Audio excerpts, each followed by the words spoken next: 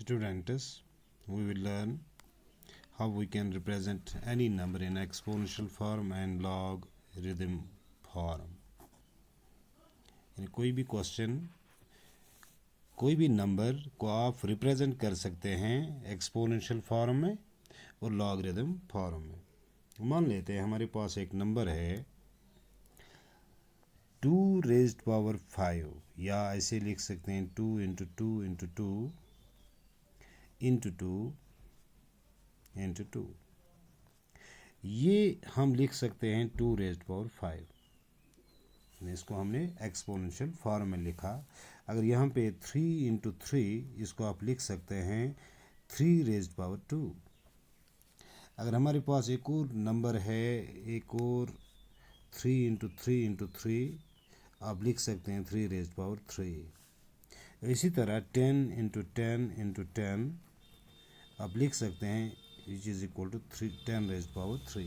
यानी किसी भी नंबर को आप एक्सपोनेंशियल फॉर्म में लिख सकते हैं। मान लेते हैं हमारे पास एक नंबर है 1000, आप इसको ऐसे भी लिख सकते हैं 10 रेज्ड पावर 3। या हमारे पास 125 है, आप लिख सकते हैं 5 रेज्ड पावर 3। तो इसी तरह से अगर हमारे पास कोई नंबर 32 है, आप इसको लिख सकते हैं 2 रेज्ड पावर 5। यानी ये एक्सपोनेंशियल फॉर्म है, ये किसी नंबर की एक्सपोनेंशियल फॉर्म है। तो अगर हम लिखेंगे लॉगरिथम फॉर्म में, किसी भी नंबर को आप लॉगरिथम फॉर्म में लिख सकते हैं। मान लेते हैं यही क्वेश्चन है 2 raised power 5 which is equal to 32। आपको रिप्रेजेंट करना है इस फॉर्म को लॉगरिथम फॉर्म में। हम लिखेंगे log 32 विद बेस 2, यानी log 32 with base 2 which is equal to 5। अब इसी तरह यहाँ पर 10 raised power 3 is equal to 1000। आप इसको रिप्रेजेंट कर सकते हैं ऐसे log 1000, इसकी बेस जो हमने दी वो 10 है, विच इज इक्वल टू 3। यानी लॉगरिथम जो है, ये हम बड़े बड़े नंबर्स जो लार्ज नंबर्स हैं उसको हम शॉर्टर फॉर्म में लिख सकते हैं। इन लेंथी कैलकुलेशंस को हम कंप्यूट कर सकते हैं थ्रू लॉग। यहाँ पर अगर 3 raised power 4 which is equal to 81, आपको रिप्रेजेंट करना है इस फॉर्म को लॉगरिथम फॉर्म में। यानी इसकी लॉगरिथम फॉर्म बनेगी log 81 विद बेस 3। चूँकि इसकी बेस जो है वो 3 है, तो ये 4 के बराबर आएगा। अब चूँकि यहाँ पर 5 रेज्ड पावर 4 है, अब 5 raised power 4 which is equal to 625। आप लिख सकते हैं log 625। अब बेस क्या बनेगी 5 विच इज इक्वल टू 4। अब एक और है 10 रेज्ड पावर -1। अगर इस तरह होगा, यानी पावर जो हो वो नेगेटिव हो, तो आप ये इसका वैल्यू जो है वो है 0.1। अब इसको बनाना है हमें लॉगरिथम फॉर्म में। हम लिखेंगे log 0.1 बेस 10 लिखेंगे, तो ये -1 के बराबर आएगा। अब यहाँ पर इसी सवाल को, अगर हमारे पास कोई सवाल होगा log 25 विद बेस 5, ये 2 के बराबर है। ये असल में ये लॉगरिथम फॉर्म है। अब इस लॉगरिथम फॉर्म को आप एक्सपोनेंशियल फॉर्म में कन्वर्ट कीजिए। तो कैसे करेंगे? हम इसको ऐसे लिखेंगे 5 रेज्ड पावर 2, यानी 5 रेज्ड पावर 2 इज इक्वल 25। ये एक्सपोनेंशियल फॉर्म है किसी नंबर की।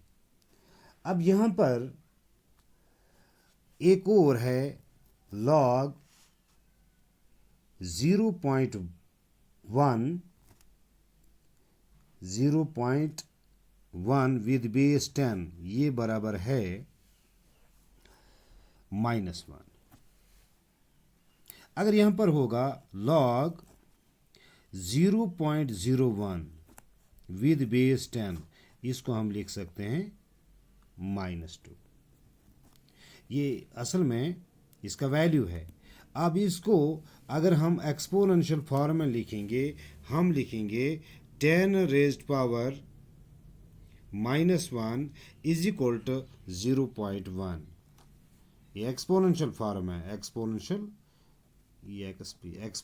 फॉर्म, ये लॉगरिदम फॉर्म।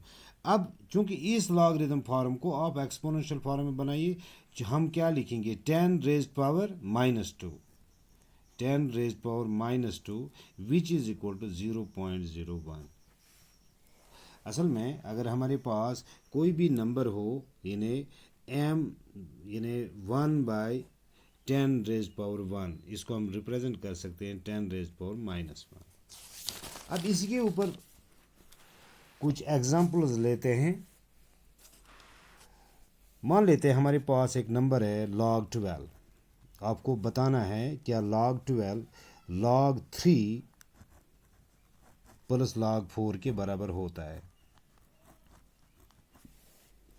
अब चूंकि हमें सॉल्व करना है इस क्वेश्चन को, हम लिखेंगे सॉल्यूशन, या लेफ्ट हैंड साइड हम लेंगे, left hand side is equal to log 12, left hand side is equal to log 12। हम लिखेंगे log 12 के बदले हम लिखेंगे 3 इंटू 4, क्योंकि 3 और 4 का प्रोडक्ट 12 के बराबर आता है, तो हम लिखेंगे log 3 इंटू 4। अब चूंकि इसको आप लिखेंगे log 3 प्लस log 4, क्योंकि हमारे पास एक रूल है, अगर m एन n कोई इंटीजर होगा तो log m n किसके बराबर होगा, यानी m is greater than 1 and n is also greater than 1, it will be equal to log m plus log n। तो ये रूल इसमें हम अप्लाई करेंगे, क्योंकि यहाँ पे m के बदले है 3, n के बदले है 4, तो इसको आप रिप्रेजेंट कर सकते हैं log 3 प्लस log 4। एक और एग्जाम्पल लेते हैं। मान लेते हैं कि आपको प्रूव करना है log 360। क्या log 363 log 2 plus 2 log 3 plus 2 log 5। तो इस क्वेश्चन को आप पहले 360 को जानने की कोशिश कीजिए, समझने की कोशिश कीजिए कि इसके जो प्राइम फैक्टर्स हैं वो बराबर होते हैं। यानी पहले आप इसको ऐसे आप लिख सकते हैं 4 इंटू 90। अब इसको ऐसे भी आप लिख सकते हैं 2 raised power 2 which is equal to 4 into 9 को आप लिख सकते हैं 3 रेज्ड पावर 2 और सामने 10। अब फिर इसके प्रोडक्ट जो प्राइम फैक्टर्स आएंगे वो इस तरह आएंगे 3 स्क्वायर इंटू 2 इंटू 5।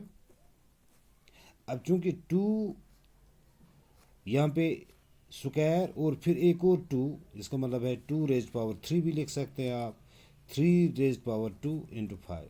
यानी इसका मतलब ये 360 जो है इसके जो प्राइम फैक्टर्स निकले वो 2 raised power 3 into 3 raised power 2 into 5।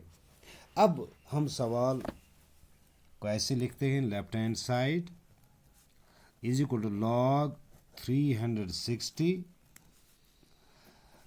log 360 जो है इसको आप ऐसे लिखिए 2 raised power 3 into 3 raised power 2 into 5। अब चूंकि यहाँ पर आप लिखिए, हमें यहाँ पे एक रूल अप्लाई करना है, log m raised power n, ये बराबर होता है n log m।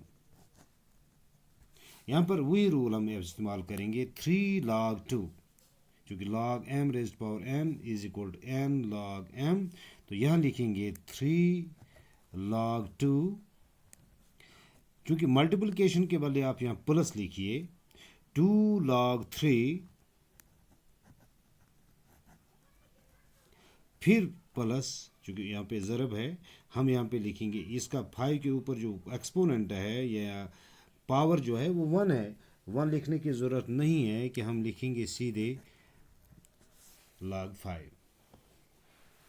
अब एक और क्वेश्चन लेते हैं। आपको अगर बताना होगा शो दैट log 50 बाई 147 क्या ये बराबर है log 2 plus 2 log 5 minus log 3 minus 2 log 7। तो लेफ्ट हैंड साइड सॉल्व करते हैं।